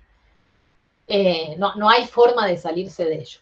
Y además hay que contemplar ahí las leyes y las normativas de cada país y de cada provincia. Digo, hoy por hoy, si uno, porque vos me decías niños, niñas, niñas, pero también adolescentes. Bueno, hoy sabemos que hay normas por el Código Civil de nuestro país, donde antes se requería de la autorización de los padres para poder acercarse por primera vez a un adolescente, sea para un estudio cuantitativo o para trabajar con ese grupo, y hoy sabemos que a partir de los 16 años un adolescente puede dar consentimiento pleno, sin autorización de los padres, de participar de algún tipo de trabajo, ¿sí? Se intenta, obviamente, no entrar en contradicción entre padres y adolescentes que quieran formar parte, pero digo, en esto de poder dotarlos de lo que implica el derecho que tienen hoy para poder expresarse sobre sí mismos. Así que nada, hay que también tener en cuenta eso a los fines de trabajar con grupos o con personas de determinadas edades, pero sí, se requiere el mismo nivel de acercamiento sucesivo y aceptación por parte del grupo como si se tratara de personas adultas, ¿sí? No sé si tienen alguna otra duda o algo más, si no me vuelvo a la presentación. O sea, como decía usted, respecto a esto, y obviamente en toda la investigación hay que regirse de las leyes y la ética propuesta por ese país en donde se está situado en la investigación, más que todo etnográfica, obviamente. Así es, y especialmente cuando estoy trabajando con este tipo de estudios, donde en este y vamos a ver en otro tipo de diseños, donde el investigador o la investigadora forma parte del proceso, el proceso de aceptación y de integración por parte de los participantes es fundamental, ¿sí? A mí de nada me serviría tener la autorización de un padre si los chicos con los que voy a laburar no me aceptan como tal, ¿sí? Para poder trabajar con ellos, ¿sí? ¿Se entiende eso? Sí, es que creo que tampoco sería muy fructífero, digamos, la investigación si el niño no quiere aportar o el adulto inclusive. Absolutamente, absolutamente, ¿sí? Lo que pasa es que lo que es importante que comprendan en que en este tipo de trabajos hay un mayor involucramiento. Entonces, digo, cuando yo acepto que me hagan una encuesta, bueno, yo sé que durará media hora, 40 minutos y ya está. Acá hay un proceso de desarrollo, ¿sí? No es una mera intervención de un rato, y ya está. Por lo tanto, hay un nivel de involucramiento mayor y eso requiere mayor conciencia sobre el proceso y también en querer formar parte de ese proceso. Escuché otro clic. Yo, profe, Miriam. Miriam. ¿Se puede combinar un estudio etnográfico con estudios longitudinales? Muy buena pregunta. Sí, ya vamos a ver acerca de lo que son las metodologías mixtas y también la triangulación de técnicas, ¿sí? Obviamente que acá el objetivo no es acá no hay intervención, ¿sí? O sea, no hay una intervención programada como en la investigación-acción participativa o la investigación-acción, donde a veces el proceso se van a producir cambios y yo quiero ver qué cambios se producen en el tiempo. Acá el tiempo en la investigación etnográfica no necesariamente es una dimensión de análisis, acá es el proceso, ¿sí? Entonces, no sería como lo más lógico, pero dependiendo el objeto y cómo se defina ese objeto, bueno, podría haber algún tipo de articulación. Pero acá lo que se busca no es en sí mismo el qué ocurre con el tiempo, que sería lo más típico en un estudio longitudinal. Acá el interés está puesto sobre el proceso social que se da en esos marcos de interacción, ¿sí? Bien, recogida de información y análisis de la información determinan de algún modo la duración del proceso de investigación. En relación a lo que Miriam recién contaba, y creo que lo he señalado en general, es difícil planificar de antemano cuándo termina un estudio de esta naturaleza, como muchos otros estudios cualitativos. En los cuantitativos es fácil planificar qué se va a hacer, cómo se va a hacer y cuánto tiempo va a durar. Obvio, puede haber algún tipo de desfasaje o se puede dar que algo no se dio exactamente en el tiempo previsto, pero uno puede determinar ese proceso. Acá no, acá es más difícil determinar cuándo se termina. En principio, como yo dije, recogemos información y analizamos información de manera simultánea, ¿sí? Y en todos los estudios cualitativos vamos a ver que se intenta respetar el lenguaje natural de las personas que manifiestan o expresan, o se expresan, digamos, en esa situación natural, ¿sí? No son etapas secuenciales, son simultáneas. Y los análisis de esa información o de esos lenguajes naturales que se da, en general se analizan a través de análisis de contenido, donde yo encuentro ciertas recurrencias, ya vamos a ver cómo se hace un análisis de contenido, pero lo que buscan los análisis de contenido es buscar ciertas recurrencias en torno a un tema o ciertas disidencias en torno a un tema. Eso genera categorías de análisis. La categoría es como ponerle un rótulo a ese contenido, y también se encuentran relaciones entre estos contenidos con otros contenidos, es decir, relaciones entre estas categorías con otras categorías. Y se van estableciendo redes de significados en la articulación de las categorías de análisis. La idea acá es que ya vamos a profundizar sobre los análisis de los métodos cualitativos, pero esto se sale de la lógica de lo que ustedes vieron, por ejemplo, en estadística, como análisis categórico. Esto no tiene nada que ver. Esto es análisis de contenido, y al analizar el contenido aparecen estas categorías, ¿sí? Que son rótulos, son como el gran titular del contenido, lo que resume el contenido de ese discurso natural. Y ese contenido obviamente no está aislado, está inserto en una red de relaciones. Por eso se habla de redes de significado, ¿sí? Pero ya vamos a profundizar sobre eso. Y el final ocurre cuando el investigador decide que ya la pregunta o la comprensión del fenómeno que él intentaba indagar él o ella intentaba indagar, ya está, ya se saturó, es decir, ya no hay otro contenido y por lo tanto se cierra el proceso de investigación, ¿sí?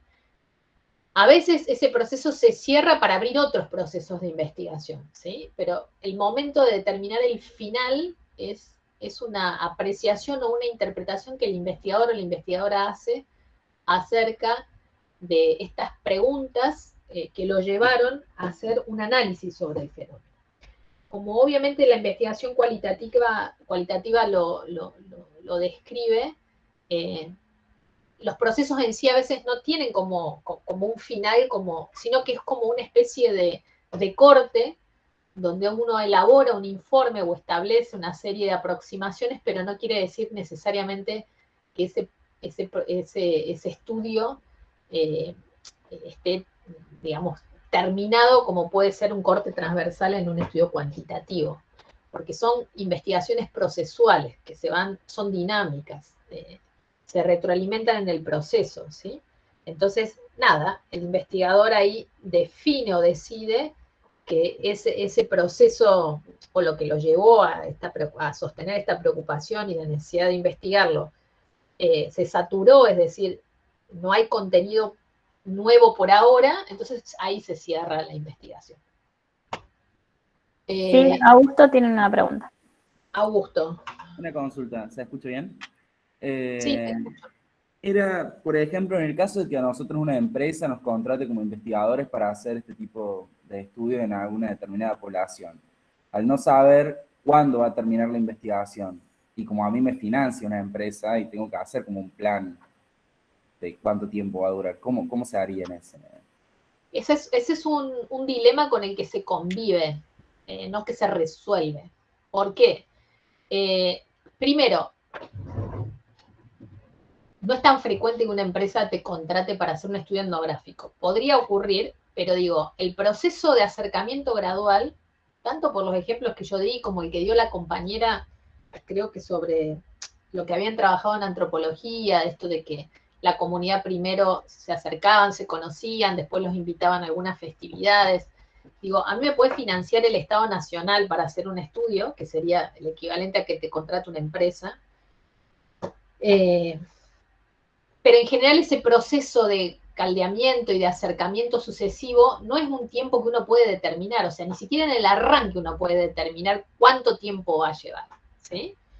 Porque eso tiene, todo el tiempo habrán visto que yo uso proceso, porque tiene y de vínculo, tiene que ver con construir ese acercamiento.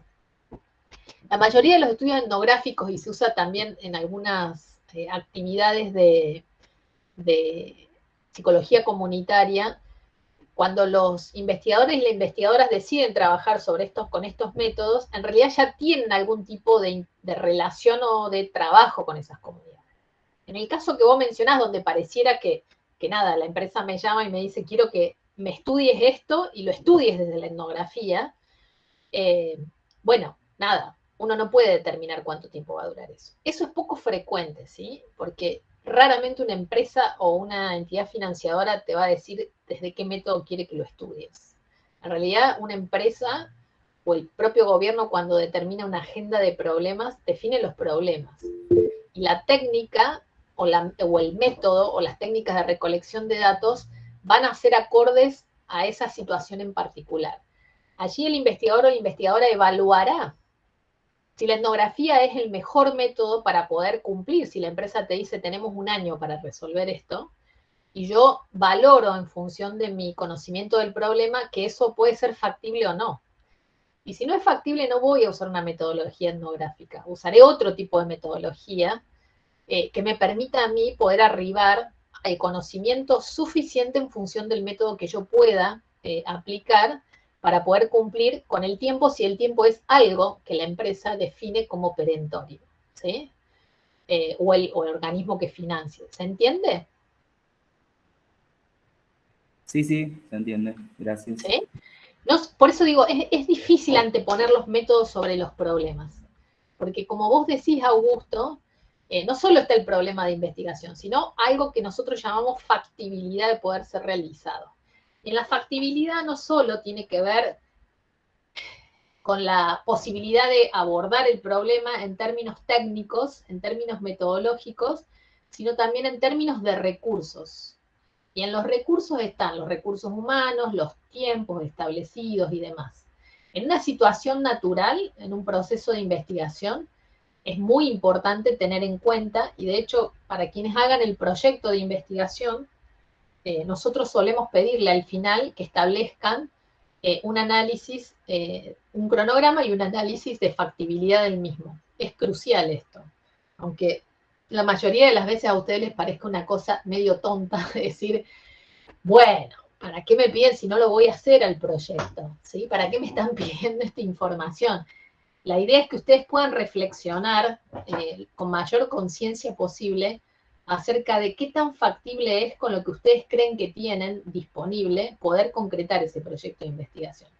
Porque cuando uno investiga, uno siempre tiende a pensar en lo ideal, en qué sería lo ideal para poder conocer más acerca de ese fenómeno, para poder ser lo más abarcativo posible, para poder dar respuestas a ese problema y que tal vez de allí se articule alguna acción que tienda a cambiar ese problema y a conducir una política pública, una intervención social, o simplemente incrementar el conocimiento sobre un tema que es de interés. Ahora, la factibilidad es central, porque yo puedo desarrollar el estudio más ideal del mundo, pero si no lo puedo hacer, ¿de qué sirve? ¿Sí? Por eso digo, en esto de la metodología hay como siempre como una necesidad de que alguien me dé algo de seguridad diciendo cómo lo hago y ya, ¿sí? Decime cómo lo hago, qué tengo que hacer y ya está y me saco el problema de encima. En realidad son dilemas con que los investigadores convivimos todo el tiempo, en poder generar la mejor propuesta en relación a un problema, con todo lo que ese problema implica y con los recursos que yo tengo disponibles para poder hacerlo. Entonces, si la empresa viene y me dice, solo tenés un año, y bueno, yo diseñaré el mejor proyecto usando las mejores técnicas posibles para poder arribar a algún conocimiento que esa empresa necesita en ese tiempo. A lo mejor no es un estudio etnográfico, ¿sí? Dependerá, a lo mejor yo ya soy una investigadora que tiene mucha experiencia o trabajo ya con esa comunidad o soy personal de la empresa, entonces conozco a las personas con las que debo trabajar. Digo, eso dependerá de un montón de cosas, ¿sí? Pero si el tiempo es una razón y yo no estoy inserta en esa comunidad, tal vez no elija un estudio de tipo etnográfico. ¿Se entiende todo lo que uno debe tener en juego, digamos, para poder pensar este tipo de estrategias? Sí, profe. Buenísimo. Bueno, listo con el repaso de los estudios etnográficos. Vamos con los estudios fenomenológicos.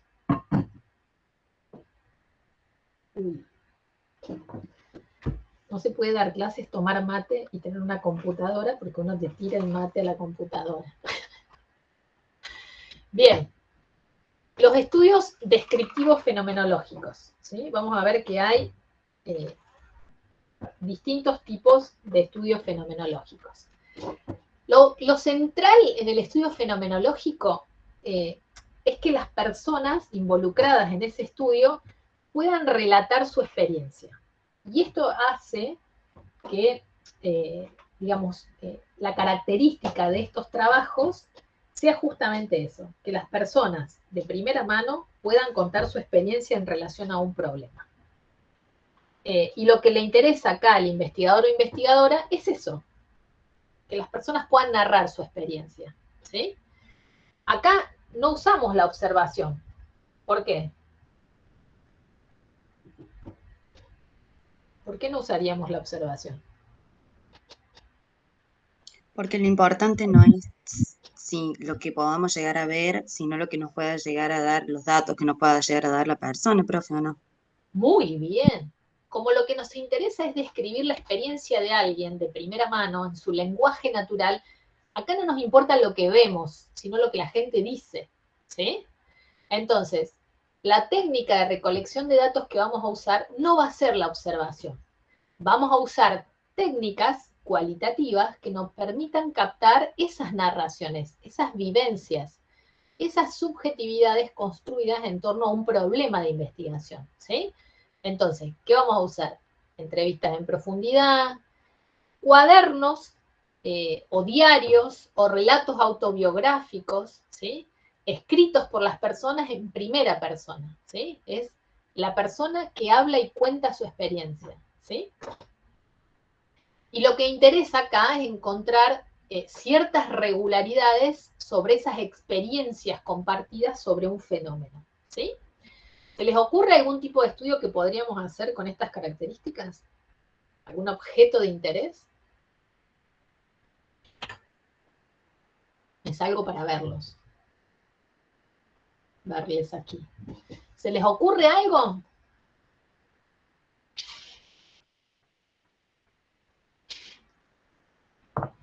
Por ejemplo, pandemia mediante. ¿No se les ocurre que desde la psicología podría ser de interés? Bianca. A ver, le voy a dar la palabra a Bianca si no doy un ejemplo yo. Profe, se me ocurre con respecto a la pandemia, por ejemplo, preguntarle a los estudiantes de psicología cómo viven el cambio entre la virtualidad y la presencialidad y tomar lo que ellos dicen, lo que nos cuentan, lo que sienten, etc. Muy bien. Podría ser especialmente eso, es decir, bueno, que los estudiantes o las estudiantes puedan contar de primera mano cómo fue su vivencia. Acá lo que nos interesa es justamente captar esa dimensión más subjetiva, es decir, contame cómo es tu experiencia cargada de interpretaciones sobre lo que vive, de los sentimientos que implica esa vivencia, de las dinámicas que se establecieron y cómo percibieron esas dinámicas. ¿Se entiende cuál es el objeto acá sobre lo que se quiere profundizar? Acá no me interesa saber, ¿tuvo o no tuvo internet? ¿Sí? No, ¿cómo se vivenció ese paso? ¿Cómo se vivenciaron los obstáculos que generaron estas nuevas formas de comunicación? ¿Sí? Obviamente que tener o no internet va a ser una vivencia diferencial, pero no me interesa el hecho de que lo tenga o no lo tenga, sino cómo se experimentó eso. ¿Se entiende la diferencia? Por eso necesito que me las narren, necesito que me cuenten sobre cómo, ¿sí? Profe, una consulta. Nosotros en los prácticos, en el grupo de la promoción, quedamos para trabajar con problemáticas ambientales y como grupo habíamos propuesto entre nosotros trabajar en cómo la contaminación sonora puede afectar a las personas con autismo, que se vio tanto en, por ejemplo, el año pasado o a final de año con todo el tema de los fuegos artificiales, de toda esta campaña de no tirar fuegos artificiales porque realmente les producen daño. Este tipo de investigación puede ser un estudio fenomenológico. ¿Y quiénes contarían sus experiencias sobre eso acá? ¿Cómo? ¿Quiénes serían los objetos, digamos, quiénes serían los participantes de este estudio que vos estás contando? ¿A quiénes? Nosotros los hemos propuesto dentro de los grupos, digamos, de edades dentro de la infancia. Muy bien, ¿estudiarían a niñes o a padres de niñes con autismo? Claro, porque eso es lo que nosotros, cuando estábamos en el práctico, nos empezamos a dar cuenta que por más que nosotros nos esforcemos, si hablamos de infancias, no van a ser los niños ni niñas los que nos vayan a contestar, sino los padres. Entonces, Claro. no es desde la subjetividad de ellos, sino es desde la subjetividad que perciben los otros de ellos. Así es. Ahora, todo depende, por eso yo siempre digo, nunca anteponemos el método al objeto de estudio. Depende de lo que quieran estudiar. Si ustedes quieren trabajar sobre cómo vivencian los papás y mamás de niñas con autismo la contaminación sonora, un estudio fenomenológico podría ser de interés. Si eso es lo que se está buscando. Ahora, si a ustedes los que les interesan es ver las manifestaciones conductuales de niños, niñas y niñas con autismo sometidos a estrés ambiental o contaminación sonora, es otro el tipo de estudio. ¿Se entiende? ¿Agostina era? Sí, Agostina, gracias, profe. ¿Se entiende la diferencia? Por eso digo, nunca anteponer el método al objeto, ¿sí? En realidad acá lo importante es poder focalizar sobre si a mí me interesa que los papás y las mamás de estos chicos y chicas cuenten cómo es vivir en situaciones de estrés ambiental o contaminación sonora cómo es vivir esa sensación. Bueno, puede ser, pero si no, no lo es, ¿sí? Oriana y Juliana. Yo le quería hacer una consulta, profe. Y si es así, por ejemplo, el ejemplo que puso la compañera, ¿qué tipo sería? ¿Qué tipo de estudio sería? Si es por otro que narra la perspectiva de la persona que... Nada, puede ser un fenomenológico descriptivo, pero no será sobre el impacto de la contaminación en los niños y niñas, sino será el impacto que los papás de niñas y niñas perciben sobre la contaminación sonora. ¿Se entiende la diferencia? A veces puede parecer sutil, pero digo, depende de lo que yo me esté preguntando, ¿sí? Juliana. Profe, hola. El año pasado en antropología vimos uno que creo que se trataba sobre los nosocomios y la experiencia de mujeres que estaban ahí y narraba como particularmente lo que cada una de ellas opinaba o cómo había llegado ahí. Quería ver si por ahí iba. Sí, claro, puede tener que ver con eso. Existe en Argentina legislaciones sobre parto respetado, que no se respeta demasiado. Entonces, por ejemplo, hay muchos estudios fenomenológicos contando las experiencias de las mujeres que van a parir a hospitales públicos, donde no se dan el marco de parto respetado y narran en primera persona la violencia que sufren por parte de la medicina a la hora de parir, ¿sí? Ese puede ser un estudio fenomenológico narrativo. Uno también podría, un estudio fenomenológico descriptivo. Uno también podría pensar en cómo fue la vivencia de los enfermeros y las enfermeras en las unidades de terapia intensiva durante las olas de COVID, o sea, de las olas de contagios de COVID, cómo fue vivir en las unidades de cuidados intensivos. Es decir, narrar en primera persona las vivencias, las dinámicas, la posición emocional frente, o la pérdida subjetiva que se da ante los fallecimientos de las personas. Digo, siempre que yo busque la voz en primera persona y las experiencias de las personas, justamente porque el objetivo de contar y de que un investigador o investigadora pueda mostrar estas experiencias desde las narrativas naturales, es para poder cambiar situaciones que generan malestar subjetivo en las personas, ¿sí? Entonces, poder visibilizar estas narrativas tiene que ver con o dotar de contención o de apoyo emocional o cambiar situaciones o dinámicas institucionales que hacen que las personas no puedan vivir plenamente estas situaciones. ¿Sí? ¿Se entiende? Bien, vuelvo a la presentación. ¿Cómo es el plan de investigación en un estudio fenomenológico de tipo descriptivo? Bueno, se identifica el fenómeno de interés, ya ahí fuimos pensando algunos objetos de interés, donde, como yo les decía, hay que focalizar sobre el interés sobre la dimensión subjetiva de esos problemas y de cómo lo narran las personas, y poder encontrar ciertas regularidades que me ayuden a mí a comprender el fenómeno. Cómo se percibe, cómo se sienten o cómo se representan ese fenómeno. Obviamente, acá la selección de los participantes también es a propósito, o sea, me interesa estudiar aquellas personas que tienen experiencia directa sobre ese fenómeno de interés. Si estoy trabajando sobre el parto respetado, me interesan las mujeres que tienen que ir a parir a una institución de salud. Si me interesan las enfermeras que trabajan en la unidad de cuidados intensivos en los momentos en las grandes olas de contagios que hemos tenido en Argentina, me interesan esas enfermeras y enfermeros, ¿sí? No me interesa cualquier otro enfermero o enfermera. ¿Se entiende cuál es digamos, cómo es la selección de las personas? Por eso se dice que son muestreos a propósito o intencionales. Lo que necesito obtener de esas personas es una descripción lo más detallada que se pueda de esa experiencia, para poder, en la sucesiva cantidad de experiencias que yo voy recopilando sobre personas que han pasado por el mismo tipo de experiencia, poder encontrar cuáles son los elementos más relevantes de esas experiencias que tienen en común, poder generar esas categorías que me permitan poder mostrarlo y expresarlo, Y acá lo importante en este tipo de trabajos es que como son estudios descriptivos, fenomenológicos, acá el investigador o investigadora suspende sus categorías de análisis previas. ¿Saben qué quieren decir eso?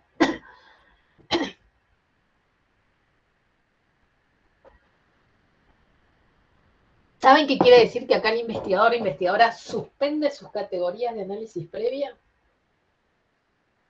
Profe, como Y que tendrá se que- incorpora a esto que hablábamos del lenguaje cultural también, o sea, cómo la persona presenta en su relato autobiográfico lo que vive. Así es, las categorías salen del lenguaje natural. Acá el investigador no interpreta la categoría analítica, ¿sí? No interpreta el discurso, no interpreta la narrativa, muestra la narrativa, tal como se da en lenguaje natural. Trabaja las categorías tal como salen del lenguaje natural.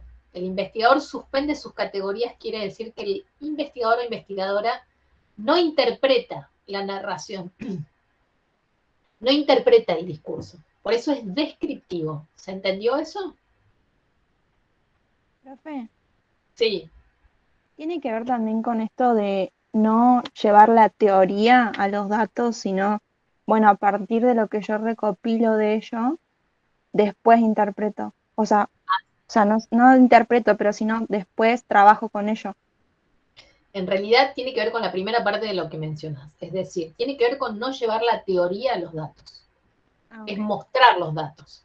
Pero acá nunca, acá el investigador va a suspender la interpretación en base a lo que él sabe o conoce en función de su teoría, ¿sí? Acá se termina el proceso, acá es lo que se muestra. Sí hay una categorización, pero que surge de los propios datos, ¿sí?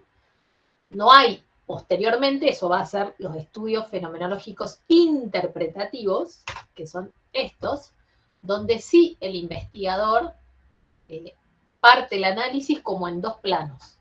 Primero la descripción que los sujetos o los participantes hacen de sus propias vivencias, emociones, sentimientos, representaciones, construcciones acerca del fenómeno hacen, y después eso da surgimiento a determinadas categorías de análisis y después el investigador interpreta esos datos o esas narrativas, ¿sí? Esto da lugar a lo que se denomina estudios fenomenológicos interpretativos. Escuché un clic. Ana tiene una pregunta. Profe, quería consultarle, entonces, el estudio descriptivo metodológico solamente va a centrarse en describir, por decir así, lo que el sujeto, lo que el grupo relata, por decir un ejemplo, en una entrevista. Así es. Pero no va a hacer un análisis subjetivo de eso, entonces. Eso iría para el estudio interpretativo. O sea, solamente es una recolección de datos y como mucho una categorización, pero no habría una postura subjetiva que interprete los datos. O sea, que el investigador diga, bueno, sobre esto, no sé, que lo interprete. No sé si se entiende. Sí se entiende, Ana. Vas por esa vía. Solo voy a hacer algún pequeño ajuste a lo que vos decís. Efectivamente, el estudio descriptivo fenomenológico lo que hace es mostrar la narración en su estado natural, y no es que como mucho hace, sino que hace, sí hace, no es que como mucho hace, sí hace un análisis de esos datos, es decir, hay un análisis de esos datos, pero en función de categorías naturales que surgen del propio discurso. Esto es a los fines de poder mostrar. Vos imaginate que si tomás 10 entrevistas a enfermeros y enfermeras, vos tenés que hacer como una síntesis de toda esa narración para poder mostrarla como resultado del estudio de ese fenómeno. Entonces, sí o sí hay que hacer un análisis cualitativo de esa información. Lo que ahí se hace es que el investigador no interpreta o no mete sus propias categorías teóricas para interpretar o hacer ese análisis. Solo trabaja con las categorías naturales que salen de ese análisis de los propios datos, ¿sí? Y con las categorías más naturales que pueda, a los fines de poder mostrar ciertas regularidades en las vivencias, en las emociones, en las formas de construir esas nociones, ¿sí?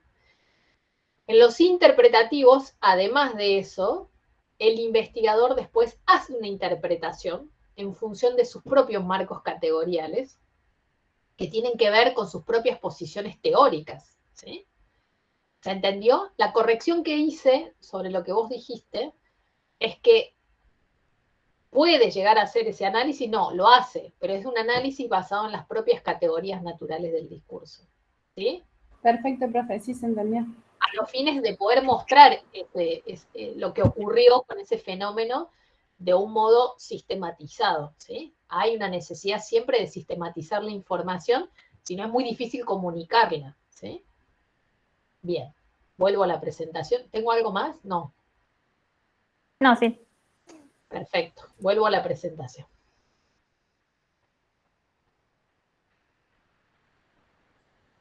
Muy bien, pasamos a los estudios de casos, ¿sí? ¿Han oído alguna vez de estudio de casos?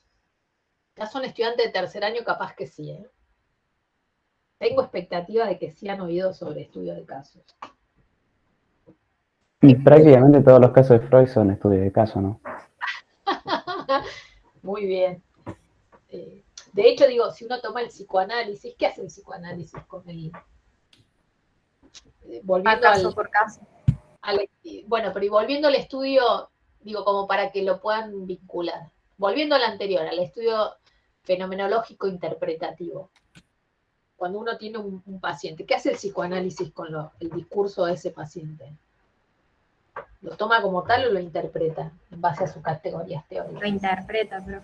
Muy bien, lo interpreta en base a sus categorías teóricas. ¿Se entiende la diferencia de lo que implica la interpretación de la que nos trae acá el análisis del estudio fenomenológico interpretativo?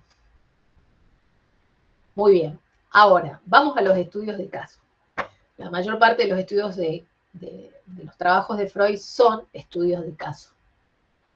Acá también, como en la observación, ustedes tienen que saber que así como hay observación participante, y hablamos de otras modalidades de observación, como son las sistemáticas, que van a ser cuantitativas, también hay estudios de caso cualitativos, y también vamos a tener estudio de caso, y de hecho hay una unidad entera, cuantitativo. El estudio de caso para la psicología, así como para Freud, es muy importante. Y sobre todo, especialmente en lo que es, la psicología clínica, ¿sí? En el campo de la salud, el estudio de caso, o el estudio de casos, es como muy relevante.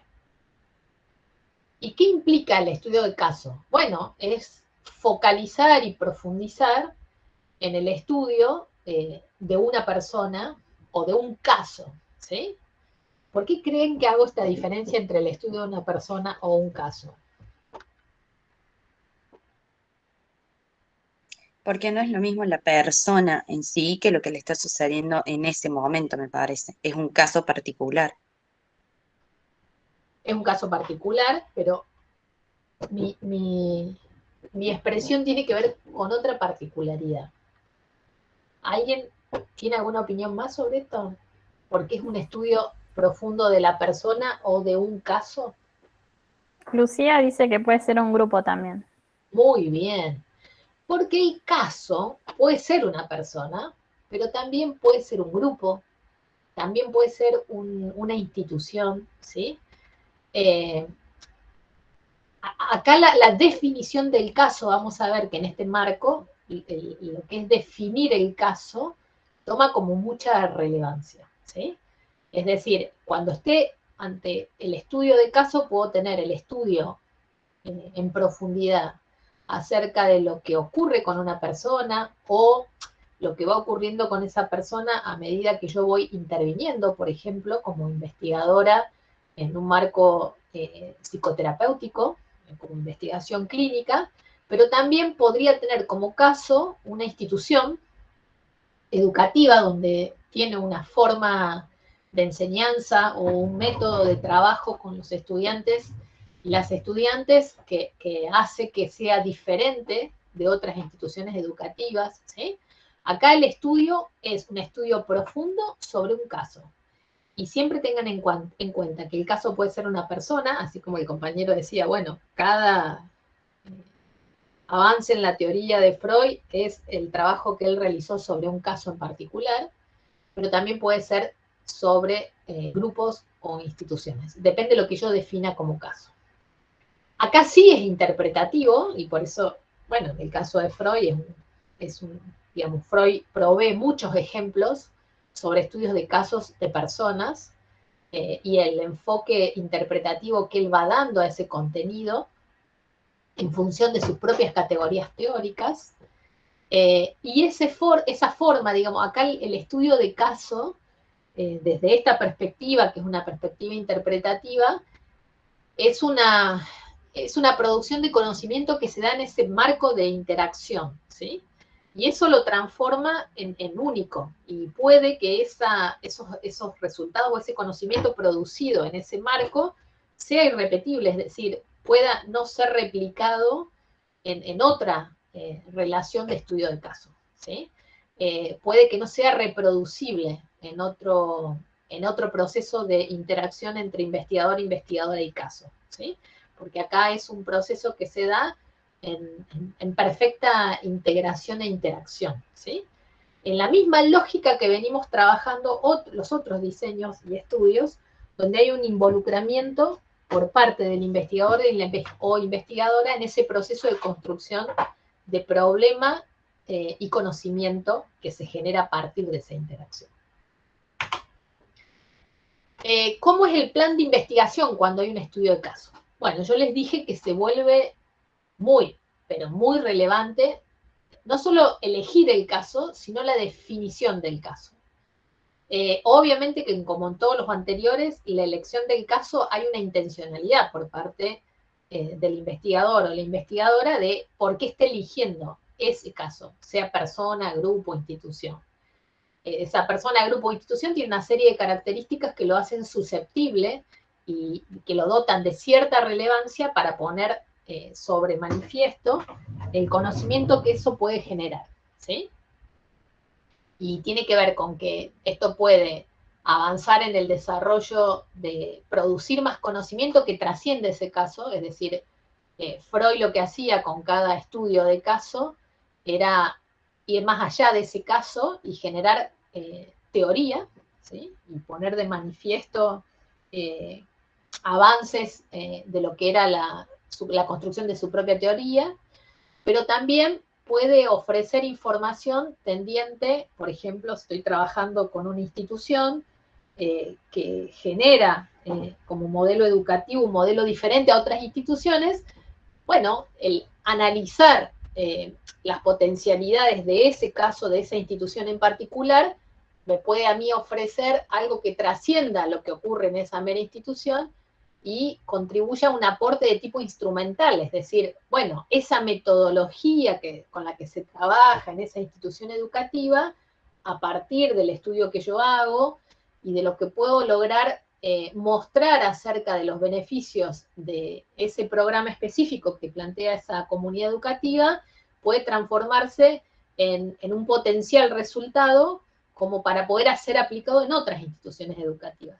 Entonces, la relevancia de ese estudio, de ese caso, sobre esa institución y la modalidad de intervención que usa esa institución, se transforma en una contribución de tipo instrumental, no es teórica, como podrían ser los casos de Freud, sino que tiene como una finalidad que contribuye a una forma, a un instrumento, por eso se llaman instrumentales, aunque no sea un instrumento en sí mismo, sino que contribuye a una nueva modalidad de intervención que puede mejorar los procesos de enseñanza-aprendizaje, etc. ¿Sí?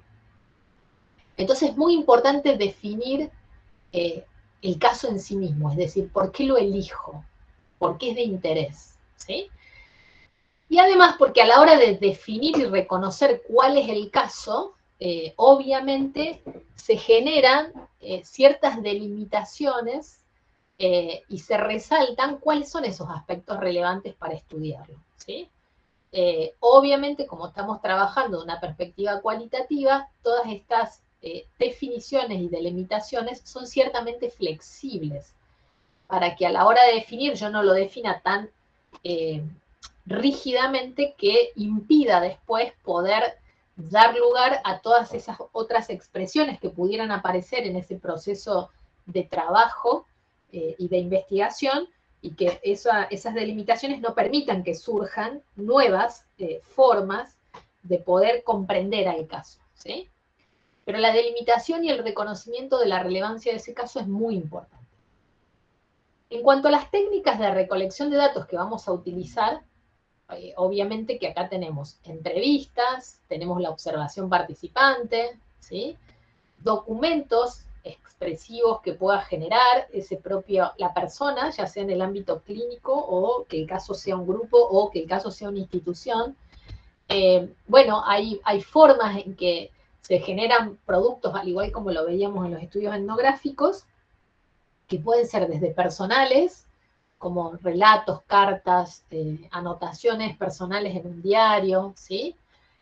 También se pueden usar grupos de discusión, si estoy trabajando por ahí con grupos o instituciones, y donde no solo me interesa la perspectiva de las personas que forman parte de esa institución, sino que por ahí me interesa también analizar la perspectiva en la interrelación de las posiciones que tienen esas personas. Entonces, ahí ya no busco solo técnicas de recolección de información individuales, sino que me interesa verlas interactuando entre sí. Entonces, los grupos de discusión se vuelven como más relevantes para captar ese fenómeno de interacción entre los participantes de una comunidad o de un grupo y cómo discuten acerca de determinados problemas que yo defino previamente en función de lo que es la construcción de ese caso y que para mí tienen relevancia. Entonces, a lo mejor hay información que fui recopilando a través de las entrevistas que después requiero de someterla a discusión por parte del grupo. ¿Se entiende? Entonces digo, acá las técnicas de recolección de datos son muy diversas y van dándose a medida que se va construyendo este problema de investigación y de la forma en que yo encuentro como más natural la posibilidad de mostrarlo y de lograr información que me permita a mí analizar esa información de manera recursiva y no solo generando categorías, sino interpretando esas categorías. Obviamente en esto que parece un mar así como de, ¡ay, cómo arranco, profe, con todo esto!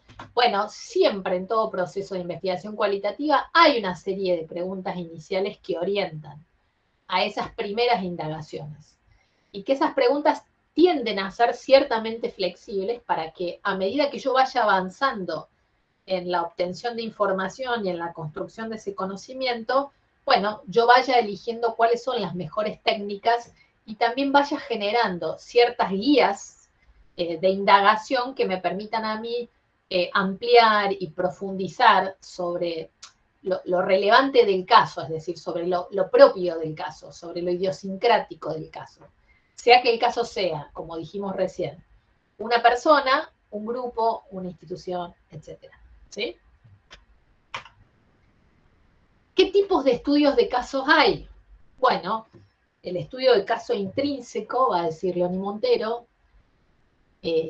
Acá hablábamos todo el tiempo de que la forma de elegir los participantes o las participantes de un estudio, o en este caso que se trate de un grupo o de una institución, es una selección por el interés que tiene ese caso para quien está trabajando sobre ese caso. Pero en el estudio de casos que llaman intrínseco, ese caso no hay como una elección a priori del caso, sino que ese caso llega. Le llega al investigador o investigadora. ¿Se imaginan cuál podría ser ese tipo de caso o ese tipo de estudio de caso intrínseco? Me llegó el caso y empiezo a trabajar sobre ese caso y voy enfermedad, construyendo. pero que puede ser. Claro, la mayor parte de la práctica clínica, gente. ¿Por qué? Porque cuando yo trabajo en psicología clínica, yo elijo el caso, o sea, los casos llegan, obviamente hay una elección por parte del clínico o la psicóloga clínica, porque uno no acepta todos los casos que le llegan, ¿no? O sea, hay delimitaciones. Pero una vez que yo estoy trabajando con ese caso, ese caso llegó a mí, ¿sí? Yo no salí a buscar ese caso. ¿Se entiende la diferencia? Es decir, no es como en otros estudios que fuimos mostrando, donde hay una búsqueda intencionada por parte del investigador y de la investigadora de ese caso. Acá el caso llega hasta el investigador o investigadora, ¿sí? Si bien hay una delimitación en qué casos acepto yo cuando estoy trabajando en la clínica, bueno, ese caso llegó a mí, me buscó, me llamó, me preguntó si yo podía trabajar con ella o con él, ¿se entiende? Entonces, esos estudios de caso, y después yo decido trabajar sobre ese caso, ¿no? Pero digo, en ese estudio de caso se llaman estudio de casos intrínsecos. El estudio de caso instrumental es el ejemplo que yo les daba recién. Hay una selección de caso por las implicancias que van a brindar los resultados que van más allá del caso. Esto que yo les comentaba, bueno, elijo una determinada institución educativa donde se desarrolla en el ámbito de esa institución educativa una nueva forma, o tiene una forma diferente a otras, de enseñar, de vivir en la comunidad educativa, de entender los procesos de enseñanza-aprendizaje, ¿sí?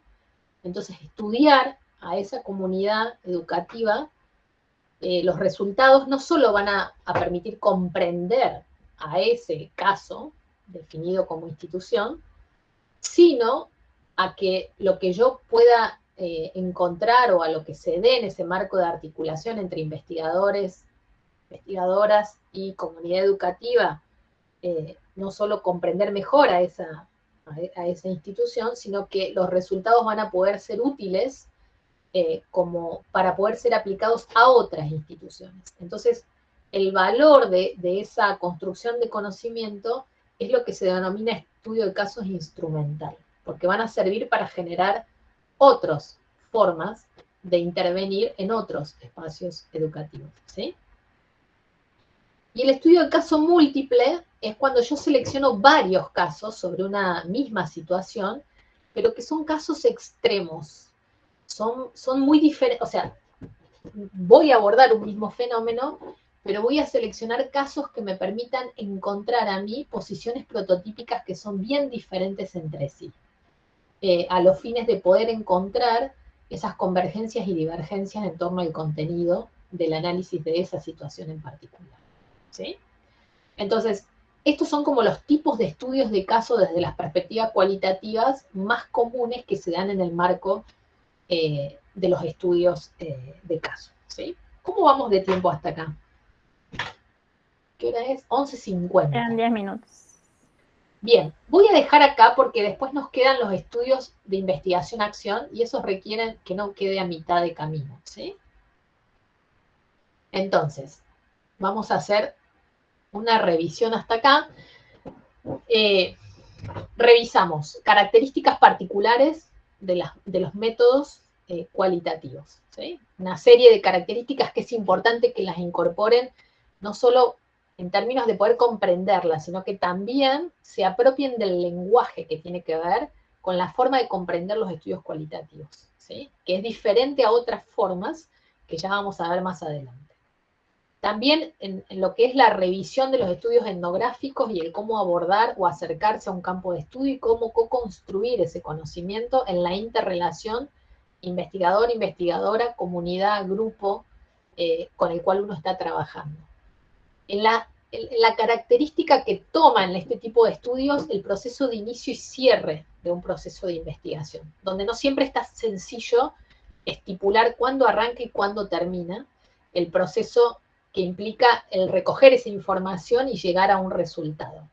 Dijimos que acá hay una recursividad en términos de cómo se sigue el plan de investigación, y que no es un plan de investigación lineal. Vamos y venimos en ese proceso de construcción.